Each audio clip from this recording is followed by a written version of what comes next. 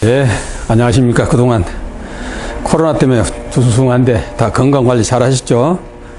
창세기 강의 오늘은 이제 창세기 1장부터 6장까지 그 요점 정리를 다음 주까지 해서 요점 정리하고 마치겠습니다. 자, 그동안 이제 말씀을 쭉 그 창세기 1장부터 그 6장까지 대강 말씀을 드렸는데 물론 좀 이해하기 어려운 부분들도 있고 또 생소한 부분들도 있고 그럴 것입니다. 그러나 그동안 쭉 그 열심히 또 강의를 들으셨다면은 어느 정도 창세기 1장 모시고 2장 모시고 3장 모시고 6장까지가 어떤 하나님의 구속사로 기록되어 있는가 하는 것이 어느 정도 감이 잡힐 거라 생각합니다. 그래서 다시 조금 중요한 부분만 좀 이해되지 않는 좀 그런 부분만 다시 한번 이렇게 말씀을 정리를 해볼까 합니다. 여러분 잘 들으시고 또 오해 없도록 우리가 이제 말씀을 공부한다는 것은 내가 아는 부분도 점검도 필요하지만은 또 알지 못한 새로운 그 하나님의 말씀들을 잘 듣고 깨달아서 우리가 하나님의 일하는데 확실하게 하나님의 기뻐하는 뜻이 무엇인지 하나님의 의도대로 또 공부하고 또 가르쳐서 마지막 때 귀한 종들의 반열에 설 수 있도록 하나님께서 우리를 오늘도 부르시고 인도하시는 줄 믿습니다. 우리가 시편 78편 2절에 보면은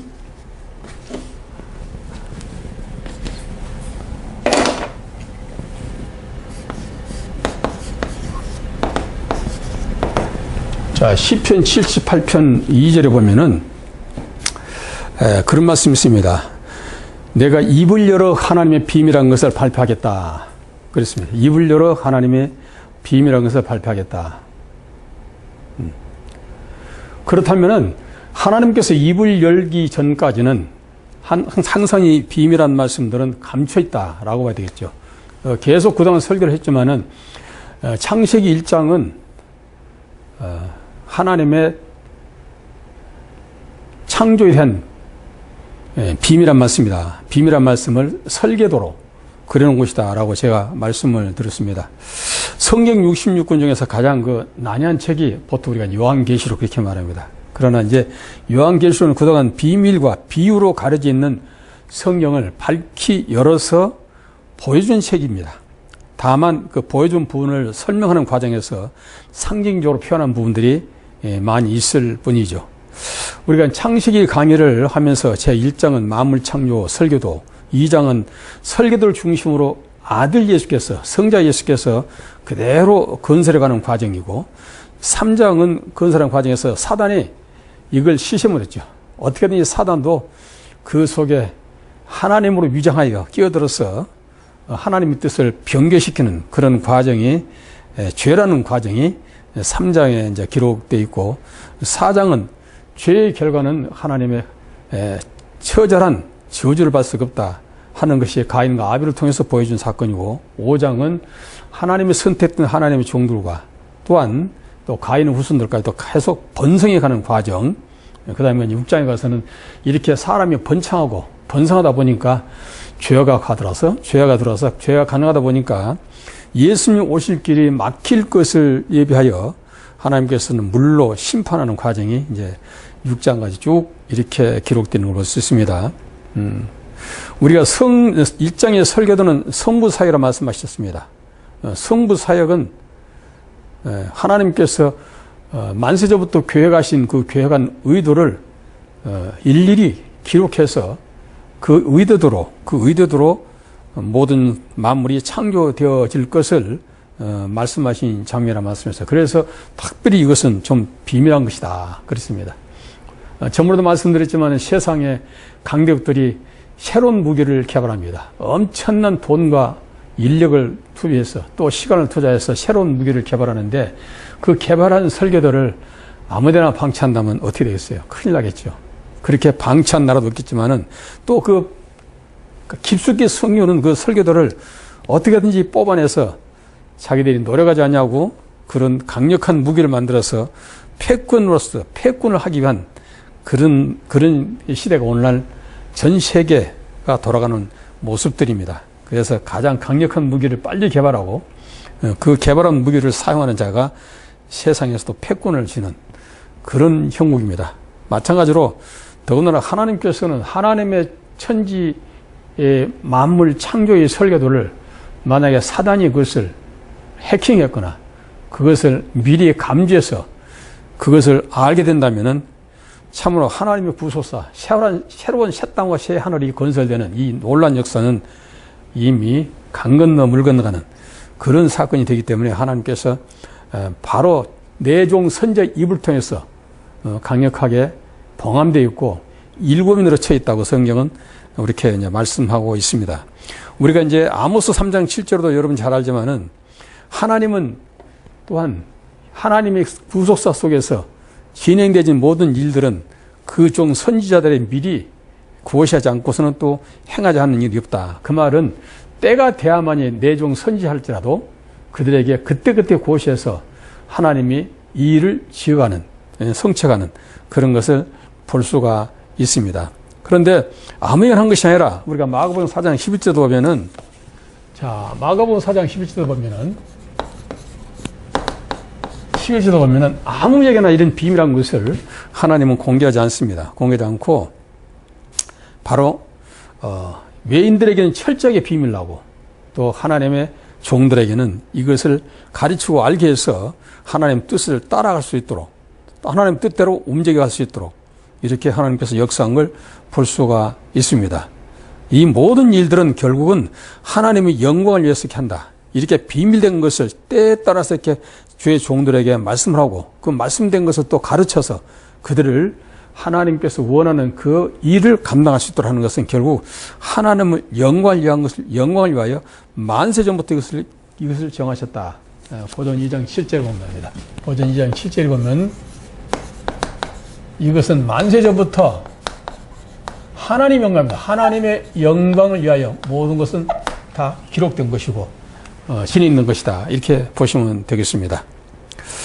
그러므로 우리는 하나님이 비밀한 것은 어디에 감췄을까라고 우리가 많은 사람들이 의아합니다. 도대체 그 비밀한 것을 알기를 원하죠. 누구나 하나님의 비밀한 말씀, 또 하나님의 뜻, 하나님의 계명의 의미 이런 것들을 자세히 알기를 원하지만은 자세히 알기를 원하면서도 예수 그리스도를 통해서 알기를 원하는 사람이 그렇게 많지 않다. 이렇게 우리가 볼 수 있습니다. 그래서 이제 골로새서 2장 2절을 보면은 바로 그 말입니다.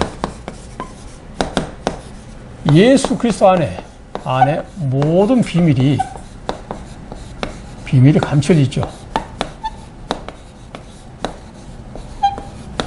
이건 여러분들이 잘 알 겁니다. 그래서 우리가 보통 예수입니다. 예수 믿으면 구원이다. 물론 예수 믿으면 구원입니다. 그러나 구원은 여러 가지를 말씀드렸어요. 병에서 또 가난해서 또한 뭡니까? 눌림에서 해방되는 거 이런 모든 것들은 이제 구원도 되겠는데 정말 구원받은 자들이 그리스도로 나아가지 못하면은 영생은 얻을 수 없다라고 전번에도 말씀드렸습니다. 그러니까 예수 그리스도까지 깨달아야만이 완전한 그 예수 안에 감춰진 비밀과 놀라운 보화들을 우리가 내 것으로 소유할 수 있다. 이렇게 말씀을 할 수가 있겠습니다.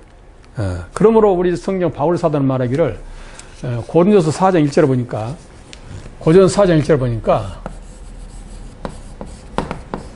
우리가 그리스도의 비밀을 맡은 자로 여길 자다 그랬어요. 자, 하나님 종으로 부름을 된 자들은 반드시 그리스도의 비밀을 갖고 있어야 된다. 비밀을 맡은 자로 여길 자다 하는 얘기는 반드시 비밀을 가진 자 되어야 된다. 이 비밀을 모른다면은 아무리 열심히 충성 봉사하고 드리고 바치고 섬기고 잘한다 할지라도 결국에서는 하나님께서는 나는 너를 알지 못한다. 이 불법을 행한 자는 내게서 떠나가라 하는 불호령이 떨어지게 될 것입니다. 그러므로 우리는 참으로 하나님을 알기를 원하고 하나님의 뜻을 알기를 원한다면 더 우리가 좀 관심을 가지고 성경을 깊이 상고하고 또 내게 좀 맞지 않은 말씀을 할지라도 그 말씀을 이런 말씀이 있는구나. 이런 말씀을 또 이렇게 해석할 수 있구나 하고 좀 베랴인처럼 신사적으로 우리가 대할 수 있어야 된다는 걸 전부로도 말씀을 드렸습니다. 그러므로 우리는 항상 이 말씀을 대할 때 현재성으로 대해야 된다. 그리고 이 말씀은 항상 오늘 내게 주신 하나님의 메시지다. 이렇게 보셔야지 과거에 모세한테 과거에 엘리야에게 과거에 뭐 다유되게 하는 말씀이다라고 들으면은 사실은 이건 예기책이 될 수밖에 없는 것입니다. 그러므로 반드시 우리 하나님의 말씀은 아주 감추인 비밀이라, 일곱인으로 인치는 아주 강력한 그 비밀의 말씀이지만은 반드시 때가 되면 하나님께서 풀어주시고 내 종들의 입술을 통해서 말하게 될 것이라고 했기 때문에 우리는 이 말씀이 때가 됐으니까 풀려진다라고 믿으시고 이 말씀을 잘 경청하시기 바랍니다. 우리가 계시록 5장 1절에 보면은, 자, 계시록 5장 1절에 보면은 그 말씀이 나오죠. 이 책이 안팎으로 써졌답니다. 안팎으로. 그런데 일곱인으로 봉했다는 거죠. 이건 요한 사도가 보는 거죠. 요한 사도가 성령의 감동이 돼서 이 책을 봤는데, 책이 안팎으로 써졌는데 일곱인으로 봉해졌답니다. 그런데 일곱인으로 봉해진 책을 어떻게 안팎으로 써있다는 것을 알 수 있을까 하는 얘기죠. 이것은 우리에게 계시하신 하나님의 음성입니다. 너희들가 정말 하나님 말씀을 알기를 삼하고 간절히 바란다면 반드시 이렇게 감춘 책이랄지라도 안팎으로 써있듯 기록된 말씀들을 너희들은 보게 될 것이다 하는 말씀이죠. 하는 뜻이죠. 그래서 이제 우리는 반드시 구하고 찾는 자에게는 하나님께서 이 성령을 통해서 우리에게 말씀 보여주신다. 우리가 이제 마태복음 7장 7절은 자, 두드리라, 찾으라, 구하라 이런 말씀 나옵니다. 그런데 악한 자라도 아비가 자식에게 좋은 걸 줄 줄 알거든. 어찌 너희들에게 성령을 선물로 주지 않겠냐라고 누가복음 11장 13절은 그렇게 말을 합니다. 반드시 우리는 성령으로 인도받는 하나님의 메시지, 이 메시지를 듣고 이 말씀을 내 말씀으로 소화할 때에 바로 우리 스스로가 복음이 돼야 됩니다. 우리 스스로가 말씀이 돼야 돼요. 우리 스스로가 예수가 돼야 된다 하는 것을 다시 한번 강조하고 싶은 것입니다. 자, 예수님께서 오신 목적이 뭐라 했어요? 예수 오신 목적은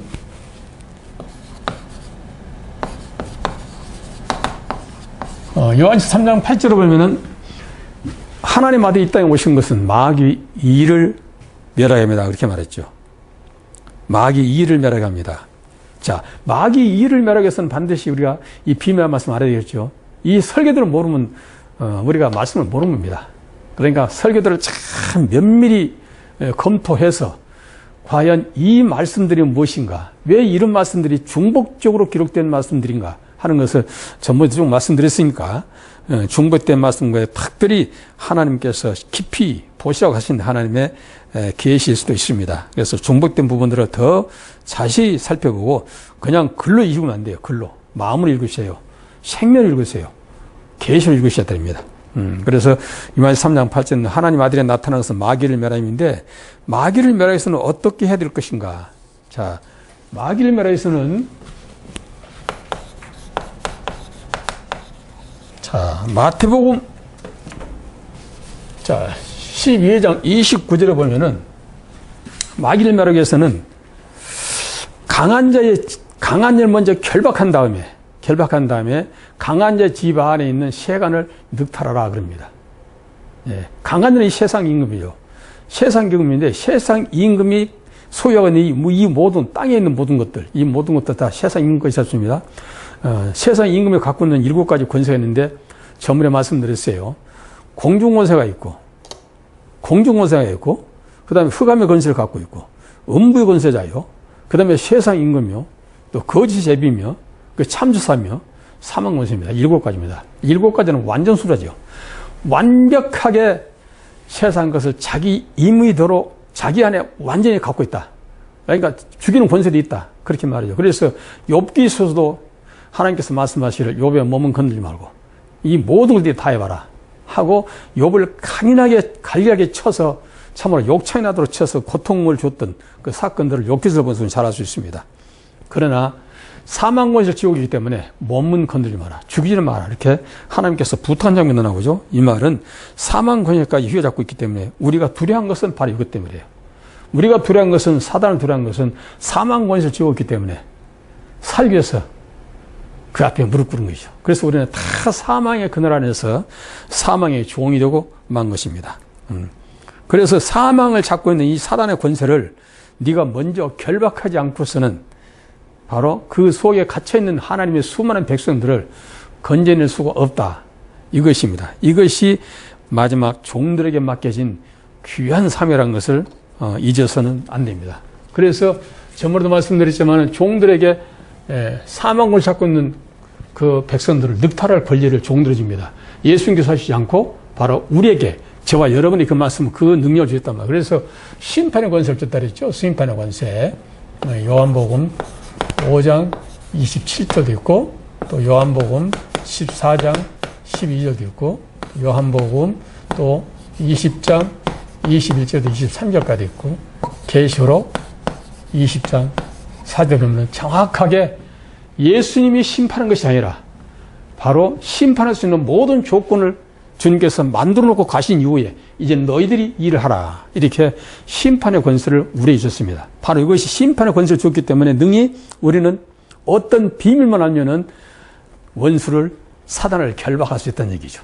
결박합니다. 근데 어떻게 결박할까? 무력을 할까요? 총칼 합니까? 사단은 하나님의 아들이 나타나서 마귀 일을 멸하는데 일을 멸하는 것인데 마귀를 죽일 수는 없어요. 마귀는 영물이기 때문에 죽일 수는 없습니다. 다만 일을 멸할 수 있습니다. 일을 멸할 수 있는데 이 일을 멸하기 위해서 하나님은 천지창조 빌었던 거죠. 마귀 일을 멸하기 위해서 창세 전에 하나님의 보좌를 흑암으로 어지럽게 하고 혼돈시켰던 그 마귀를 즉 옥에 가두겠어. 일을 멸하게 하려면 옥에다 가둬야 돼요. 옥에다 가둔 겁니다. 옥에 가두기 위해서 천지를 창조하게 됐다. 이렇게 말씀드렸습니다. 그리고 옥에 가둔 것 동시에 거기에 묻혀있던 여기 에덴 동산이 있던 속 같은 그 하나의 예표 그림자로 말하는 것인데 영계에서 있었던 일들, 영계에서 하나님의 천사들과 하나님의 아들들, 하나님을 차시종 줄던 천사들과 하나님의 아들들을 그냥 무력으로, 그냥 권세로, 능력으로 그들을 제압했던, 거기 눌려있던 모든 자들을 끌어냄과 동시에 이 땅이라는 옥에 가두기 위해서, 사단을 가두기 위해서 마음으로 창조했다. 이렇게 말씀은 좀 이해가 어려울 것입니다. 이해 어려울 것이지만은 잘 들어보세요. 자, 지금 강한 자를 결박한 이후에 강한 자의 집에 있는 세간을 늑탈할 것이다. 이것이 이제 우리에게 주신 사미라고 말씀드렸어요. 이것이 마태복음 12장 사건입니다. 강한 자. 근데 강한 자 이 마귀를 우리가 어떻게 결박할 수 있냐 이거죠. 이 결박할 수 있는 방법만 알면은 우리는 종말의 종으로서 하나님의 큰 사역을 감당할 종들이 됩니다. 예. 근데 사람들은 마귀를 두려워합니다. 귀신도 두려워해요. 마귀는 이제 귀신의 왕이 마귀인데 그 졸개인 귀신도 두려워하죠. 사람들이. 그러나 절대 두려워할 것은 하나도 없습니다. 왜? 이미 예수께서 사망 권세를 깨뜨렸기 때문에 능히 우리는 이길 수 있습니다. 이길 수 있기 때문에 이런 명령하신 거예요. 할 수 없는 걸 하라지 않습니다. 할 수 없는 걸 하라시면 하나님 잘못된 것이죠. 결박은 어떻게 결박할 것이냐. 뭐라냐면 계명을 지키란다. 계명을 지키라고 해요. 계명을 지키면은 바로 결박할 수 있는 능력이 거기서 나오는 거죠. 계명이 뭡니까? 서로 사랑하라 했습니다. 서로 사랑하라. 하나님께서 우리에게 10계명을 줬죠. 출애굽기 20장을 통해서 시내산에서 모세를 통해서 계명을 주십니다. 1계명, 2계명, 10계명 쭉 여러분 다 외우시겠죠. 그건 암기하셔야 됩니다. 근데 그 계명을 하나로 말하니까 사랑하라. 내 이웃을 내 먼저 사랑하라. 합니다. 그 내 이웃을 내 먼저 사랑하라. 그러니까 많은 사람들이 그 이웃을 인본주의로 사람의 생각으로 눈에 보이는 현실적으로 어떤 윤리적으로 그 말씀들을 풀어가다 보니까 오늘날 문제가 되게 된 거죠. 그렇게 하고는 절대로 원수를 결박할 수 없습니다. 바로 사랑하라는 것은 사랑은 계명을 지키는 사랑하는 것인데 이것이 계명을 지키는 것인데 이 계명은 하나님의 말씀, 생명의 말씀을 바로 증거하는 것이 계명이에요. 내가 알고 증거하는 것입니다. 그런데 이웃이었죠. 이웃에게. 이웃은 우리가 볼 수 있는 이웃 그런 얘기 아니고 바로 이웃은 예수가 이웃이라고 했어요. 예수. 강도만 하지 이웃에서 바로 예수님이 바로 내 이웃이야. 그러니까 예수님을 사랑하는 얘기죠. 예수님을 사랑하라는 것은 사랑하라는 것은 예수 안에 들어간 겁니다. 여기서 이제 방법은 요한복음 15장 3절 4절입니다. 이것이 이제 결국 계명을 지키고 마귀를 결박할 수 있는 방법입니다. 결박하는 방법이 바로 이겁니다. 그래서 우리는 예수 안에만 들어가면은 이 원수를, 마귀를 결박할 수 있는 권세를 갖게 된다는 거죠. 이 권세입니다. 이것이 어려운 것 같으면서도 또 어려운 것은 아니에요. 그래서 바로 우리가 믿음이 있느냐 말하죠. 보통 우리가 믿음이 있느냐. 자, 고후 13장 5절을 보면 너희가 믿음이 있느냐. 너희 자신을 시험하고 확정하라. 그랬습니다. 고후 13장 5절에 보니까 믿음이냐. 너희 자신 시험하고 확정하라. 그럼 믿음이 무엇인가 했더니 바로 예수 그리스도가 네 안에 있는가. 예수 그리스도가 네 안에 있느냐 그렇게 묻습니다. 있느냐. 있으면 너는 원수를 결박할 수 있다. 이게 비밀이에요. 그런데 이 원수를 결박할 수 있는 예수 그리스도를 내 안에 있냐 하는 이 물음에 아멘 할 수 있는 사람은 바로 어떤 사람인가? 여러분 잘 아시잖아요. 요한복음 3장 5절입니다. 니고데모 사건이 납니다. 물과 성령으로 거듭난 자, 즉 위로부터 난 자, 이로부터 난 자는 바로 예수 그리스도를 내 안에, 내가 예수 안에 들어갈 수 있습니다. 이것이 중요하죠. 이렇게 된 자는 바로 원수를 결박할 수 있다. 이겁니다. 원수를 결박할 수 있다. 원수만 결박된다면 우리는 그토록 주님께서 여러 가지 모양으로 우리에게 사망 것을 깨뜨리고 그들을 그 마귀를 심판할 수 있는, 마귀를 오게 가둘 수 있는 그런 능력을 소유한 자로 우리를 인정해야 된다 그런 얘기예요. 대단한 중요한 겁니까? 이 권세를 가지면은 천하를 가진 것입니다. 천하가 가진 모든 것 세상 것 바라보고 그것을 욕심낼 필요도 전혀 없습니다. 우리는 그런 사람들은 벌써 차원이 다른 하나님의 일꾼으로서 우리가 하나님 앞에 인정받게 될 것입니다. 그러므로 우리가 마태 5장 10절을 보니까 뭐라 했죠? 이미 하늘에서 이루어졌다 그랬죠? 자, 마태복음 5장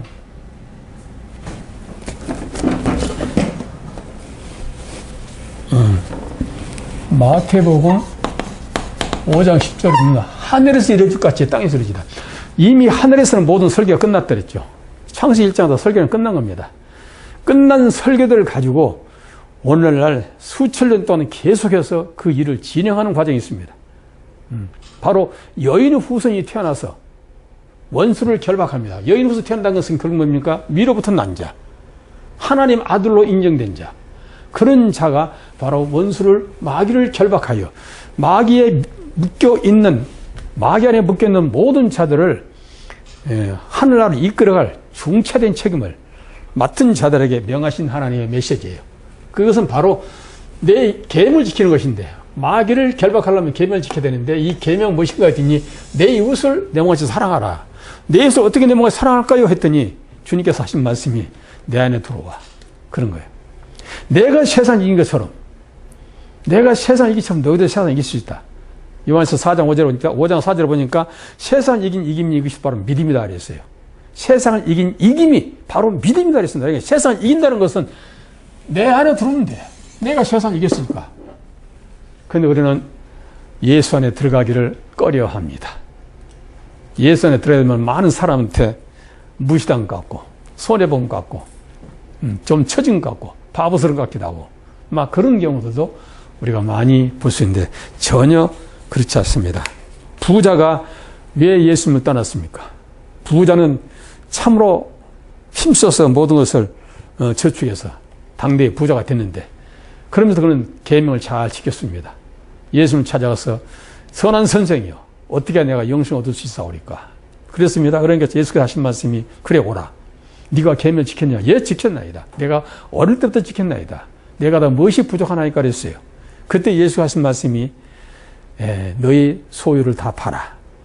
가난한 죄에 주고 나를 따르라. 그래야만 하늘에서 부하가 내게 있을 것이다 그랬는데, 이 부자 청년이 왜 그 말을 이해하지 못했을까요? 우리는 하나님의 말씀을 바로 이해하지 못해서 문제가 옵니다. 여러분의 열심, 충성 대단합니다. 참으로 눈물겹도록 헌신 충성한 사람들은 많이 있습니다. 근데 그 사람들이 언젠가 벌면 교회를 떠나거나 다른 이단 교회에 빠지거나 이런 경우들을 종종 봤습니다. 왜 그랬을까요? 왜 그렇게 엄청난 충성하면서 왜 그런 데로 빠집니까? 몰랐기 때문이죠. 하나님의 참된 진리를 깨닫지 못했습니다. 참된 진리를. 내 안에 거하라. 이 말을 이해하지 못했습니다. 그래서 자기 행위로, 자기 수고로, 자기 노력으로 참 구원에 이르기를 원하는 그런 모습으로 충성했던 사람들이기 때문에 결국은 하나님의 뜻에서 빗나가 버리는 불법자가 되어버리는 그런 불행을 초래하게 되는 것이죠. 그러므로 우리가 마귀를 멸하는 데 있어서 가장 하나님께서 우리에게 주신 권세 있는 말씀은 서로 살아라. 내 계명을 지키라 그랬습니다. 그 계명을 지키는 것은 결국 내 안에 거하라. 내 안에 거하면 나도 내 안에 거하리라. 즉 예수님과 연합해서 일치했을 때 임말됐을 때에 바로 원수들을 결박할 수 있다. 임말되게 되면 세상 것은 다 버려야 되겠죠. 그래서 결국 세상을 버려야 됩니다. 그때는 누가복음 13장입니까?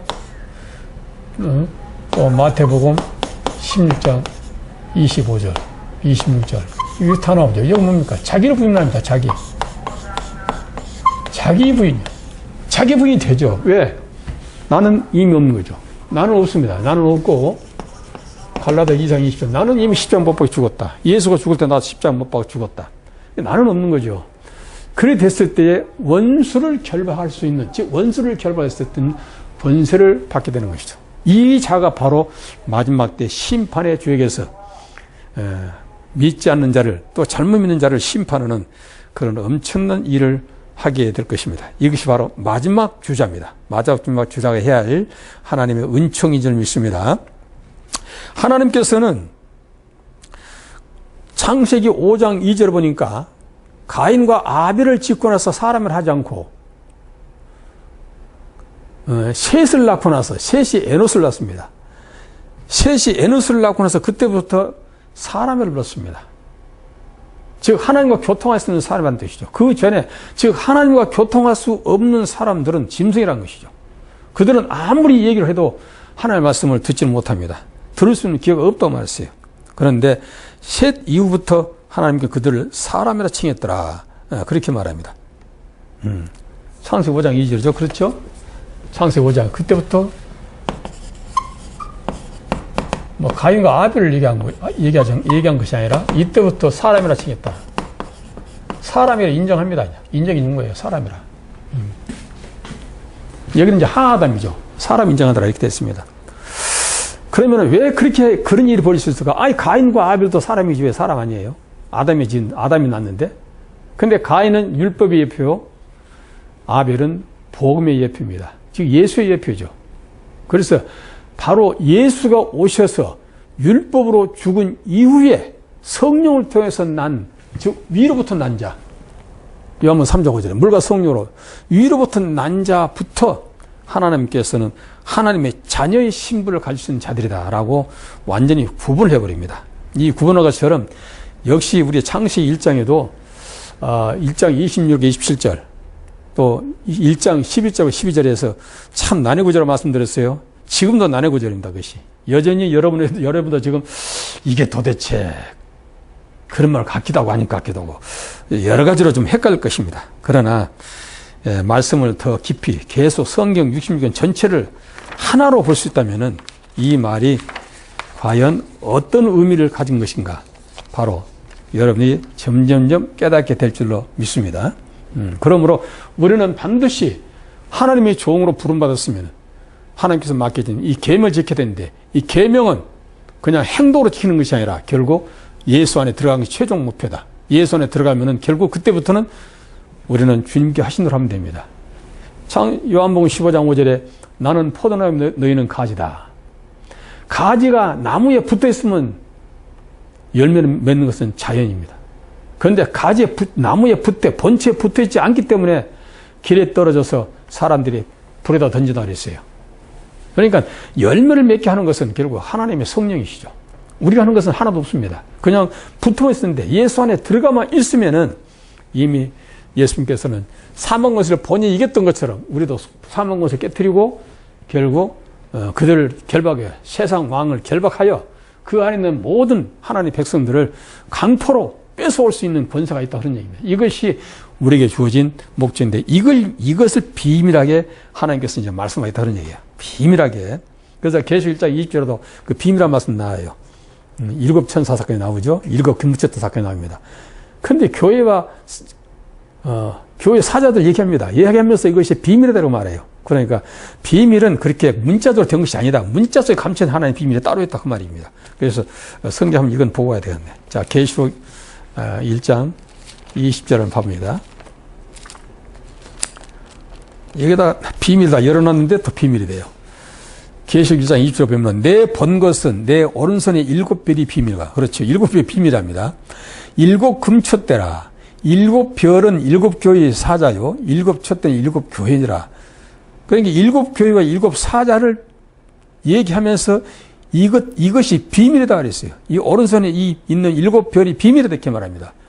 그러니까 7 교회 사자와 7 교회가 비밀한 얘기 아니라 7 교회와 7 사자가 어떻게 형성되느냐, 어떻게 종말을 이끌어가느냐 하는 것이 비밀한 얘기죠. 이것은 감춰진 것이다 그런 얘기입니다. 감춘 것이다. 이 말씀도 이미 창세기 1장부터 다 기록된 말씀이죠. 이미 기록된 것인데 우리가 그것을 까마득하게 지금 모르는 부분도 있다. 너무나 문자적으로 해석하고 현실적으로 해석하다 보니까 그것이 감춰버립니다. 그럴 수밖에 없는 것이 하나님은 7인으로 쳐놨기 때문에 그렇다. 그래 말씀드렸어요. 자, 우리가 이제 결국 예수의 안에 들어가려면 먼저 할 일이 있습니다. 예수 안에 들어가려면은 자, 빌립보서 2장 5절 보면은 빌립보서 2장 5절 보면 잘 아시죠? 너희는 이 마음을 풀어라 했어요. 품으라. 너희는 이 마음을 품으라. 그래서 예수의 마음이. 자, 그는 근본 하나님의 본체시는 하나님과 동등됨을 취할 것이 여기지 아니하시고 자기를 비어 종의 형체로 오셨고 죽기까지 복종하셨다. 자, 죽기까지 복종하셨습니다. 이미 예수님이 죽기까지 복종하셨고 십자가로 죽으셨어요. 물과 피를 쏟으셨어요. 그래서 너희는 내 안에 들어오면 바로 내 마음만 갖고 있으면 마음을 네 안에 품어라. 품으면은 그때부터 내가 할 것이야 그런 얘기예요. 우리는 예수 성령께서 오셔서 성령께서 이끄신 대로 움직이면은 이 모든 건 끝납니다. 우리가 할 수 있는 것은 없어요. 순종밖에 순종과 겸손입니다. 할 수 있는 것은. 그리고 또 말씀 나오죠. 고린도전서 나오죠. 고린도서 2장 16절 나옵니다. 고전 바울이 말합니다. 이것도 16절 보면 자, 고전 2장 16절 보면은 누가 주의 마음을 알아서 주를 가르치느냐. 오늘 많은 분들이 예수님을 잘 안 것처럼 또 그리스도를 잘 안 것처럼 또 구속사를 다 알고 있는 것처럼 또 계시록을 완전히 풀 수 있는 것처럼 이렇게 말하는 분도 많이 있습니다. 물론 풀 수 있는 사람도 있겠죠. 그러나 사도 바울 같은 그 엄청난 세상 학문을 도통한 자요. 또 3년 동안 아라비아 광야에서 기도하면서 받았던 계시, 엄청난 계시를 받았던 그 사도 바울도 결국은 그가 하는 말은 그렇습니다. 누가 주의 마음을 알아서 주를 가르치느냐.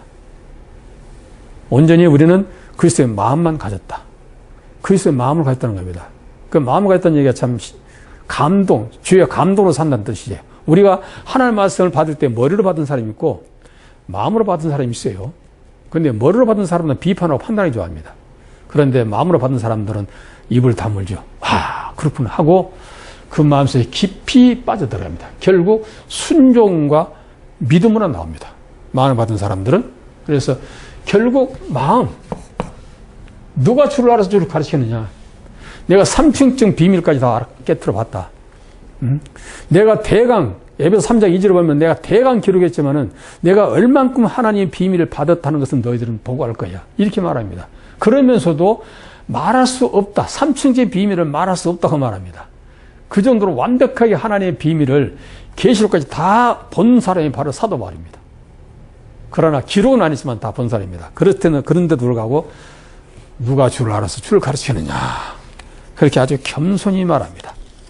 오직 성령께서 그 입을 열어주지 않으면 나는 가르칠 수 없다는 의미도 되겠죠. 성령 인도를 받고 나는 모든 걸 하고 있다. 이렇게 얘기죠. 우리가 이제 예루살렘 그러면은 믿음의 도성입니다. 에레미야 보면 나오는데 믿음의 도성인데 그 믿음의 도성에서도 그렇게 선지자들이 하나님의 말씀을 정말 목숨 걸고 가르치는데 불구하고 참으로 그 하나님의 말씀을 그대로 그 공의를 행하며 그 진리를 찾는 사람이 과연 몇이 있었을까라고 성경 말합니다. 에레미야 5장 1절에 보면 나옵니다. 에레미야 5장 1절에 보면은 그러니 우리가 얼만큼 알고 있냐 하는 것은 잘못된 얘기다 이죠. 에레미야 5장 1절. 그들은 참으로 성경 말씀을 생명을 알고 그 선지자의 말을 얼마나 깊게 연구하고 공부했는지 모릅니다. 그런데 불구하고 그들이 행동하는 것은 뭡니까? 여기 나옵니다. 자, 제가 읽어드립니다. 복음의 도성 예루살렘은 어떻습니까? 너희는 예루살렘 거리로 빨리 왕래하며 그 넓은 거리에서 찾아보고 알라. 너희가 만일 공의를 행하며 진리를 구하는 자를 한 사람이라도 찾으면 참 기가 막힙니다. 한 사람이 찾으면 내가 이성을 멸하지 않겠다. 사하겠다. 노아 홍수를 통해서 불순종하는 자들을 온전히 물로 심판을 하였는데도 도포스처럼 보다 나는 엉겅퀴가 어디서 나온 것일까 하고 우리는 다시 한번 생각해요. 이렇게 철저하게 노아 홍수를 통해서 누구 있습니까? 노아 식구밖에 더 있습니까? 보니까 8명입니다. 그 일에 아무 지시가 모든 동물들은 다 죽여버렸는데 사람, 동물 다 죽였다 그랬어요. 그런데도 불구하고 또 얼마 동안 세상이 지나다 보니까 사람이 번창하다 보니까 또 이런 악이 나온단 말이에요. 계속 도포스처럼 이 솟아나는 악을 뭐라고 설명할 수 있겠냐고 말이에요. 전능하신 하나님께서 왜 이렇게 지으셨을까? 그래서 또 이렇게 참 한탄하신다 이런 말까지 하니 참 기가 막힌 일 아닙니까? 하나님이 지으셨는데, 전능자 지으셨는데 왜 인간 지음을 한탄하고 근심했다 이런 말 할 수가 있을까 하는 것을 우리가 창세기 1장에서 풀자마자 못 푼다는 거예요. 그래서 창세기 1장이 항상 제가 하는 말이 너무나 깊다. 그리고 너무나 비밀에 쌓였다. 그리고 제가 쭉 말씀을 드렸던 것이죠. 자, 그러니까 결국 이렇게 한 사람도 없다. 한 사람만 있으면 내가 예루살렘 멸하지 않겠다는 얘기죠. 물론 이제 마지막 때는 누가복음 18장 8절은 뭐라 합니까? 누가복음 18장 8절은 인자가 세상할 때 믿음을 보이느냐. 이것 좀. 저는 이 말씀을 가지고 참 고민을 많이 했어요. 이렇게 교회도 많고 밤에 올라가서 옥상에 보면 그냥 십자가 불야성입니다. 한 건물에 막 몇 개씩 있는 교회도 있어요. 그리고 그 수많은 목사들, 수많은 성도들, 1천만 성도 그러는데 자오자 1천만이가 2천만 됐든 간에 그렇게 어마어마하게 많은데 어째 인자 올 때 세상에서 믿음을 보이느냐 이름만 서셨을까? 참 의아했었습니다. 도대체 이 말씀은 하나님이 실수한 거 아닌가? 과연 하나님이 찾는 믿음이 무엇일까? 그런 얘기죠. 결국 이게 무슨 말씀이죠? 너희가 믿고 있는 믿음의 대상자가 예수가 아니라는 얘기입니다. 예수가 아니라는 얘기죠. 예수가 아니요. 지금 나를 믿는 것이 아니다는 얘기죠. 고린도서 2장 8절에도 철학과 헛된 속임수, 세상의 이론, 윤리, 도덕, 봉자, 맹자 이런 부분으로 말씀을 가르치고 그렇게 가르쳤습니다. 그러니까 우리 믿음의 대상이 완전히 바뀌어버린 거예요. 어느 사람은 물질이 될 수 있고 어느 사람은 가족이 될 수 있고 어느 사람은 자녀가 될 수 있어요. 어느 사람은 목사가 될 수 있고 어느 사람은 자기 교회의 어떤 장로가 될 수 있습니다. 믿음의 대상이. 네. 그러니까 하나님께서는 너희가 지금 나를 믿느냐 그런 뜻이죠. 그렇게 많은 사람들이 충성, 봉사, 헌신하고 열심히 최선을 다해서 하나님을 섬기며 신앙생활을 잘하고 있다 하지만은 결국은 너희들이 나를 믿느냐. 그 대표적인 예가 바로 마태복음 7장 21절 23절입니다. 주의 저 부른 자마다 천국 갈 것이 해라. 아버지 뜻대로 행하는 자라 천국 가리라. 내가 주의 이름으로 선전노를 했습니다. 내가 주의 이름으로 귀신도 쫓았어요. 내가 주의 이름으로 능력했다니까요. 그런데 주님께서 뭐랍니까? 이 불법을 행한 자야. 나는 너를 도무지 알지 못한다. 하나님의 눈이 멀었습니까? 도무지 알지 못하게 모른다는 거예요. 모른다는 겁니다. 이렇게 우리가 철저하게 믿고 있고 열심히 충성하고 있는 예수님을 우리는 제대로 모르고 믿고 있다. 지금 네가 믿는 대상이 결국 예수 그리스도가 아니다는 얘기 하는 거예요. 이것이 아니다는 얘기죠. 아니다는 얘기죠. 오늘날 우리 이제 쭉 앞으로 나오겠지만은 오늘도 오전 목사님이 그런 얘기 했다마는 노래방 가면은 아주 노래방 아니고 아주 탈선장이다 이렇게 이제 설명한 거 봤습니다. 그 정도는 가관입니다. 그 정도는 가관이에요. 엊그제 텔레비에 나오대요. 목사님 들어봤는가 몰라. 아이돌 체험장이요. 아이돌. 호호.